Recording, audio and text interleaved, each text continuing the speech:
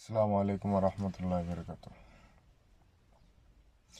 আমরা যারা middle east কান্ট্রিতে আছি, বিশেষ করে আমি যেখানে আছি সৌদি আরবে, তো এইখানে অবশ্য আমি কিছুক্ষণ আগে মাত্র আমি যে এরিয়াতে থাকি এই এরিয়াতে প্রায় 7-8টা মতো হচ্ছে যে এম্বাসি আছে। সবগুলো হচ্ছে যে ফ্রান্সের আছে, তারপর হচ্ছে যে জার্মানির আছে, তারপর হচ্ছে যে আপনার জাপানের আছে, কোরিয়ার আছে, তারপর হচ্ছে যে রাশিয়ার আছে, তো সুইজারল্যান্ডের আছে, আরও কয়েকটা দেশের আছে। আমার পাশে এক বিল্ডিং পরে ওটা এটা হচ্ছে যে আপনার ইউরোপিয়ান ইউনিয়নের ওই অন্তর্ভুক্ত হচ্ছে যে আপনার ফ্রান্সের। আমার এক বিল্ডিং পরে, আমি যে বিল্ডিংয়ে থাকি তার একটা বিল্ডিং পরেই হচ্ছে যে ওইখানে ওইটা আর কি।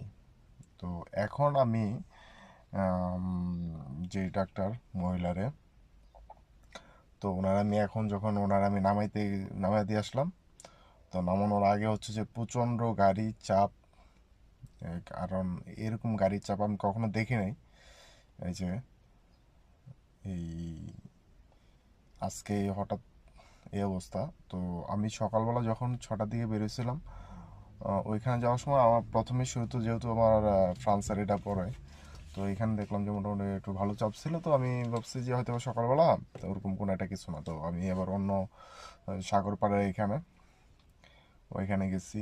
তো ওইখান থেকে যাই আবার যখন আসছি বা আসার সময় দেখলাম যে হয়তো ওখানে মোটামুটি একটু চাপ ছিল। তো আসলে ঠিক খবরটা জানতাম না যে ইরানের সাথে যে আপনার মার্কিন যুক্তরাষ্ট্র যে আপনার ওরা যে সরাসরি যে যুদ্ধে অংশগ্রহণ করছে বা আপনার বোম মারছে, যেটা কখনোই কাম্য ছিল না, বা এটা এটা সম্পূর্ণ ধরনের এখন মিডল ইস্ট কান্ট্রির যে কোনো লোকে এখন সম্পূর্ণ অনিরাপদ বলতে হচ্ছে যে এটা আসলে একটা ঝুঁকিপূর্ণ একটা অবস্থা এই মুহূর্তে।